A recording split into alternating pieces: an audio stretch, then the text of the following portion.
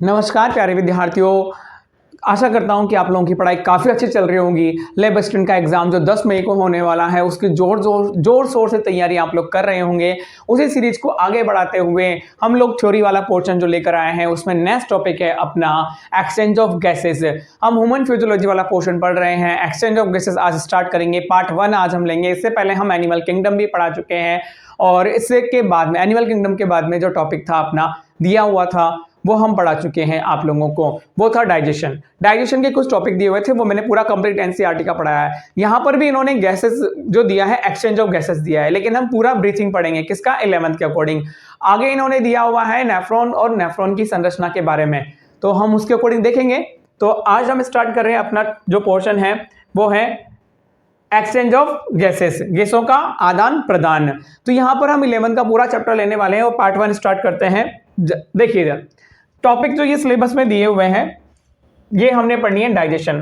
दूसरा टॉपिक हम बात कर रहे हैं कि इसमें दिया हुआ है respiration and excretion in human के अंदर रेस्पिरेशन एंड एक्सक्रीशन, ह्यूमन के अंदर श्वसन और उत्सर्जन। तो हमें पढ़ना पूरा ही पड़ेगा, लेकिन यहां पर इन्होंने ये दिया हुआ है एक्सचेंज ऑफ गैसेस, ये टॉपिक अलग से दे दिया। यहां दिया मानव में पाचन, श्वसन और उत्सर्जन। अब पाचन में इन्होंने क्या दिया है?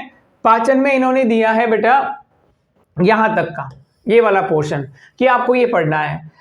श्वसन में क्या दिया हुआ है? गैसों का विनिमय, ऑक्सी अनाक्सी श्वसन व क्रेब्स चक्र, ग्लाइकोलाइसिस, ये हम पढ़ चुके हैं। एक्सक्रीशन में क्या पढ़ना है? उत्सर्जित पदार्थ कौन से होते हैं, किस किस के कौन कौन से उत्सर्जित पदार्थ होते हैं कि वो बॉडी से क्या रिलीज करते हैं, अमोनिया, यूरिया, यूरिकोटैलिक, उसके बेसिस पर, एंड वृक्क की संरचना और उसकी कार्य की, ये पढ़ेंगे। तो अभी हम पढ़ रहे हैं एक्सचेंज ऑफ गैसेस, गैसों का विनिमय। तो यहां श्वसन और गैसों का विनिमय दोनों बात पढ़ेंगे। स्टार्ट करते हैं अपना टॉपिक। देखिए यहां पर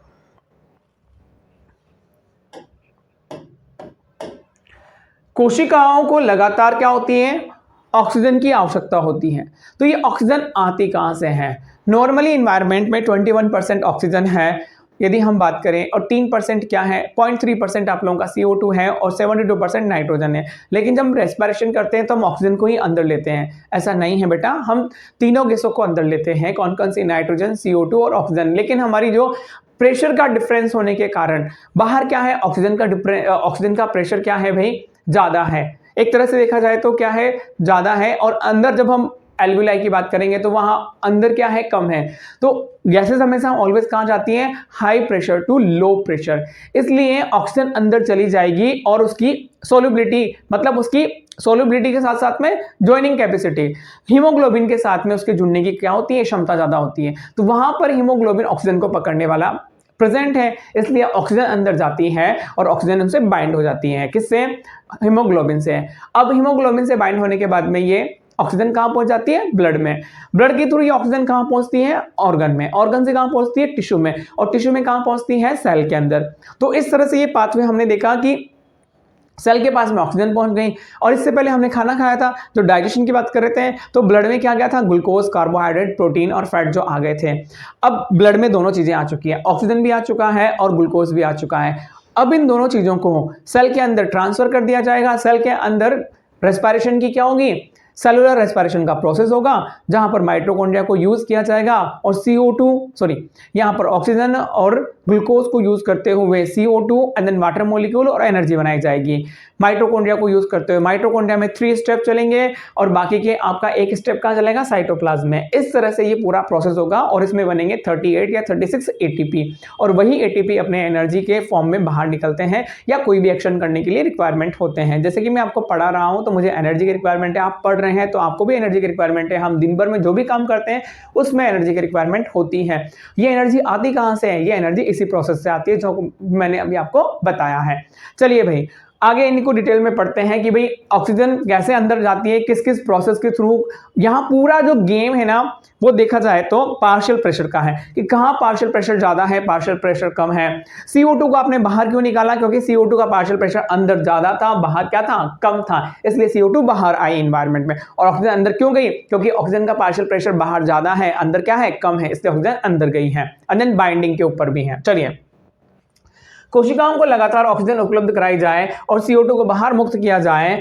वायुमंडलीय ऑक्सीजन व कोशिकाओं में उत्पन्न CO2 के आदान प्रदान की इस क्रिया को ही हम क्या बोलते हैं? ब्रीथिंग या श्वसन कहते हैं। सामान्यतः श्वसन या रेस्पिरेशन कहते हैं। अब अलग अलग ऑर्गेनिज्म में अलग अलग ऑर्गन होते हैं रेस्पिरेशन के लिए। श्वसन अंग की बात की जाए, शरीर की सतह किसमें? स्पंज में, सिलेंट्रेटा में और चपटे कृमि किससे करते हैं? बॉडी सरफेस से। आर्द्र क्यूटिकल पाई जाती हैं केंचुए और मेंढक में। श्वसन नलिकाएं ट्रेकिया पाई जाती हैं इंसेक्ट में। क्लोम गिल्स पाए जाते हैं जलीय आर्थ्रोपोड, मोलस्का एंड मछलियों में। फेफड़े किसमें पाए जाते हैं? रेप्टाइल्स, एविज एंड स्तनधारी में। तो ये ऑर्गन, रेस्पिरेटरी ऑर्गन कौन कौन से हैं वो देख लेना एक बार। अब यहां पर है श्वसन तंत्र, रेस्पिरेटरी सिस्टम। यदि बात करें कि श्वसन तंत्र की दो भाग होते हैं, एक तो होता है श्वसन मार्ग और एक होते हैं फेफड़े। श्वसन मार्ग कौन कौन से होते हैं बेटा? एक्सटर्नल नॉस्ट्रिल, बाहर, यहां से ऑक्सीजन जाएगी और यहां से फेरिंक्स से यहां पर ये ट्रेकिया से कहां जाएगी? लंग्स में कहा जाएगी? लंग्स में। और यहाँ पर क्या होती है? एल्वियोलाई, वहां से क्या होता है? ऑक्सीजनेटेड जो ऑक्सीजन है वो ब्लड में मिल जाती है, वो ऑक्सीजनेटेड ब्लड हो जाता है। तो external nostril, vestibuli, nasal chamber, external nares, nasopharynx. Pharynx में 3 पार्ट होते हैं, नेजोफेरिंक्स, ओरोफेरिंक्स एंड हमने बताया था यहाँ पर कल, and then pharynx, then glottis. Glottis के बाद में लैरिंक्स, लैरिंक्स से ट्रेकिया से ब्रोंकियल ट्री और ब्रोंकियल ट्री से रेस्पिरेटरी ट्री। तो ये कहाँ जाएगी? लंग्स में आ जाएगी। ये क्या है? हमारा ट्रेकिया है। ये कौन सा पोर्शन है? ट्रेकिया। ये हमारा विंड पाइप है। इसके पीछे कौन सा होता है? फूड पाइप होता है जिसमें भोजन जाता है। हमारे अब एनसीईआरटी की रीडिंग करते हैं। हमारे एक जोड़ी बाह्य नासा द्वार होते हैं जो होठों के ऊपर बाहर की तरफ खुलते हैं। यह नासा मार्ग नासा कक्ष तक पहुंचते हैं और नासा कक्ष ग्रसनी में खुलता है। किसमें खुलता है? फेरिंक्स में खुलता है भाई। ग्रसनी में आहार और वायु दोनों के लिए एक ओबेनिस्ट मार्ग होता है। ग्रसनी कंठ द्वारा कहाँ खुलती है? श्वास नली में, जिसे हम ट्रेकिया कहते हैं। और कंठ एक उपास्थि पेटिका जो ध्वनि उत्पादन में सहायता करता है। कंठ क्या है? यहाँ पर एक लैरिंग सिस्टम होता है जिसके थ्रू क्या होती है? साउंड निकलता है, इसलिए ध्वनि पेटिका भी कहा जाता है। भोजन निगलने के समय घाटी एक पतली लचदार उपास्थि फ्लैप जिसे एपिग्लोटिस कहते हैं से ढक जाती है। एपिग्लोटिस क्या करता है? लैरिंक्स वाले पोर्शन को या ट्रेकिया को क्या करता है? कवर कर लेता है जब हम खाना खाते हैं, जिससे आहार ग्रसनी से कंठ में प्रवेश ना कर सके। श्वास नली एक सीधी नलिका है जो वक्ष गुहा के मध्य तक 5वीं वक्षीय कशेरुका तक जाकर दाईं और बाईं 2 प्राथमिक श्वसनिकाओं में विभाजित हो जाती है। याद रखना, कहां पर? 5वें नंबर की जो वर्टिब्रा है, 5वें नंबर की जो वर्टिब्रा है वहां से क्या हो रही है? बढ़ जाएगी वक्षीय कशेरुका। प्रत्येक श्वसनी कई बार विभाजित होते हुए किसमें? सेकेंडरी एंड देन टर्शरी स्तर की श्वसनिका और बहुत पतली पतली अंतस्थ श्वसनिकाओं में क्या होती है? समाप्त हो जाती हैं। श्वास नली प्राथमिक, द्वितीयक व तृतीयक श्वसनी तथा प्रारंभिक श्वसनिकाएं अपूर्ण उपास्थि वलय से आलंबित होती हैं और प्रत्येक अंतस्थ श्वसनिका बहुत सारी पतली पतली अनियमित भित्ति युक्त वाहिकी युक्त थैली जैसी संरचना जिसे कुपिका या एल्वोलाई कहते हैं, जिसे क्या बोलते हैं हम? वायु कुपिका, वहां जाकर समाप्त होती है।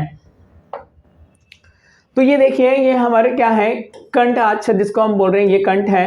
देन ये क्या है? ट्रेकिया। और ये क्या है?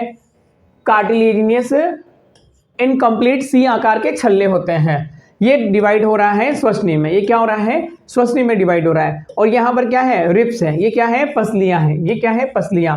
और ये क्या है? लंग्स है। हमारे लंग्स की इंटरनल स्ट्रक्चर देखें तो ये फुफ्फुसीय आवरण है, ये लंग्स का आवरण है। और ये बलून जैसे स्ट्रक्चर, इसको हम बोलते हैं कुपिका या क्या बोलते हैं हम इसे? एल्वियोलाई। नीचे एक स्ट्रक्चर होती है जिसे हम बोलते हैं डायाफ्राम। क्या बोलते हैं इसे?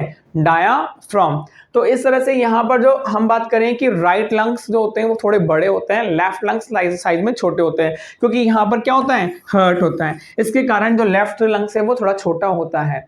चलिए भाई आगे बढ़ते हैं। ये पाथवे है। देन ये हमारे पास में कौन सा पोर्शन था? ये एपिग्लोटिस था। ठीक है, ये हायोइड बोन है जिससे क्या होती है? हमारी टंग कनेक्टेड होती है पीछे से। देन ये श्वसनी श्वसनिकाओं और कुपिकाओं का शाखित जाल फेफड़ों की रचना करता है। क्या करता है? ये लंग्स बनाता है। हमारे 2 फेफड़े होते हैं जो एक आवरण से, जिसे हम प्लूरा से कहते हैं, ढके होते हैं, जिनके बीच एक द्रव भरा होता है जिसे प्लूरल फ्लूइड बोलते हैं। यह फेफड़ों की सतह को घर्षण कम करता है और बाहरी फुफ्फुसीय आवरण झिल्ली वक्षीय परत से निकट संपर्क में रहती है, जबकि आंतरिक फुफ्फुसीय आवरण झिल्ली फेफड़ों की सतह से संपर्क में होती है। बाह्य नासारंध्र से अंतस्थ श्वासनिका तक भाग चालन भाग, जबकि कुपिका व उसकी नलिकाएं श्वसन तंत्र का श्वसन या विनिमय भाग गठित करती हैं। देखो मैं यहाँ पर इसलिए पढ़ रहा हूँ जहां से क्वेश्चन नहीं आएंगे वो ऐसे मैं बता दूंगा जहां से क्वेश्चन आते होंगे। भाग वायुमंडल वायु कुपिकाओं तक संचरित रहता है, इसे बाहरी कणों से मुक्त आर्द्र करता रहता है तथा वायु को शरीर के तापक्रम तक लाता है। विनिमय भाग आदान प्रदान व रक्त व वायुमंडलीय वायु के बीच ऑक्सीजन व CO2 का क्या करता है, वास्तविक मिश्रण स्थल है। एक्सचेंज ऑफ गैसेस का होता है एल्वियोलाई देन ब्लड कैपिलरीज के बीच में। फेफड़े वक्ष गुहा में स्थित होते हैं, ये तो पता ही है सबको। जो शरीर तक एक वायुरोधी कक्ष है। वक्ष गुहा कक्ष पृष्ठ भाग में कशेरुक दंड, अधर भाग में उरोस्थी व पार्श्व भाग में पसलियां व नीचे डायाफ्राम होता है। तो यह दिया हुआ है कि जो हमारे लंग्स है उसके ये वाला डॉट्स, ये वाली कौन सी है, वेंट्रल सरफेस, देन वो डोर्सल सरफेस और ये क्या है, लेटरल सरफेस, एंड देन नीचे वाली पोर्शन पे क्या क्या स्ट्रक्चर होती है। तो इन्होंने यही बोला है कि पृष्ठ भाग पर तो क्या होता है, कशेरुक दंड होती है बाहर, देन अदर भाग में क्या होती है बेटा, यहाँ वाली वेंट्रल उरोस्थी होती है जिसे हम स्टर्नम बोलते हैं, और पार्श्व में क्या होती है, रिब्स होती है, नीचे क्या होती है, डायाफ्राम द्वारा बना होता है। वक्ष में फेफड़ों की शारीरिक व्यवस्था ऐसी होती है कि वक्ष गुहा के आयतन में कोई भी परिवर्तन फेफड़ों की गुहा में प्रतिबिंब होता है और श्वसन के लिए ऐसी व्यवस्था आवश्यक है। यहाँ पर इस तरह की अरेंजमेंट होता है कि वॉल्यूम को कम ज़्यादा किया जाए, क्योंकि ऑक्सीजन अंदर, गैसेस अंदर लेंगे तो वॉल्यूम बढ़ जाएगा, गैसेस बाहर निकलेंगे तो वॉल्यूम कम हो जाएगा। निम्नलिखित चरणों में क्या होता है, श्वसन होता है। श्वसन या फुफ्फुसीय संवातन, जिससे वायुमंडलीय वायु अंदर की ओर खिंच जाती है और CO2 से भरपूर कुपिकाओं की वायु को बाहर मुक्त किया जाता है। अंदर क्या लिया जाता है, ऑक्सीजन, बाहर निकल जाती है CO2। कुपिका झिल्ली के आर पार गैसों का आदान प्रदान, ऑक्सीजन का क्या होता है, ऑक्सीजन और CO2 का डिफ्यूजन होता है। रुधिर द्वारा गैसों का परिवहन किया जाता है। ये ऑक्सीजन जाती है कहाँ पर, ब्लड में, और ब्लड से जाएगी कहाँ पर, सेल में, सेल से क्या लेकर आएगी, CO2, और CO2 वापस से ब्लड में आ जाएगी, ब्लड से इसको कहाँ लाया जाएगा, लंग्स में, लंग्स से इसको कहाँ निकाला जाएगा, बाहर निकाला जाएगा। रुधिर और ऊतकों के बीच भी क्या पढ़ना पड़ेगा, ऑक्सीजन और CO2 का मिश्रण। अपचयी क्रियाओं के लिए कोशिकाओं द्वारा ऑक्सीजन का उपयोग व उसके फलस्वरूप CO2 का उत्पन्न होना। कोशिकीय श्वसन जैसे कि अध्याय 12 में नई NCERT के अकॉर्डिंग तो हम बात करते हैं कि कौन सा वाला चैप्टर है अपना, 12 है, ठीक है। नई NCERT के अकॉर्डिंग क्या अपना 12 है।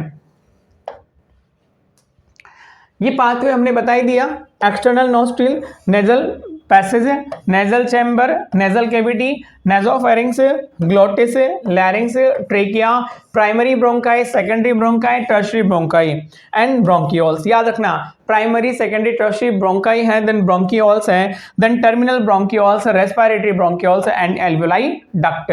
तो यहाँ पर हमारे पास में ये ट्रेकिया है, प्राइमरी ब्रोंकिया है, ये क्या है, प्राइमरी ब्रोंकाई। देन इसके बाद में ये किसमें कन्वर्ट होगा, सेकेंडरी में, ये है सेकेंडरी ब्रोंकाई, और ये फिर जाएगा तो टर्शियरी ब्रोंकाई, और टर्शियरी ब्रोंकाई से हमारे पास में क्या आ रहा है, टर्मिनल ब्रोंकाई। देन यहाँ पर क्या जाएगी, ये एल्वियोलाई, क्या है, एल्वियोलाई, छोटी छोटी क्या होती है, alveoli.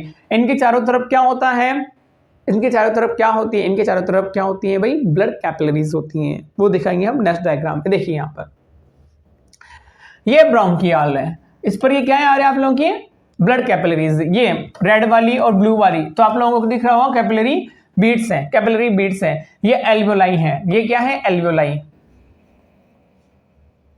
Lungs, bronchi plus bronchioles plus alveoli. Alveoli they are duct from respiratory और exchange of part of respiratory system. तो यहां तक हमने ये देखा कि एक्सचेंज ऑफ गैसेस का पाथवे, कि गैसेस कहाँ किस पाथवे के थ्रू अंदर जा रही हैं।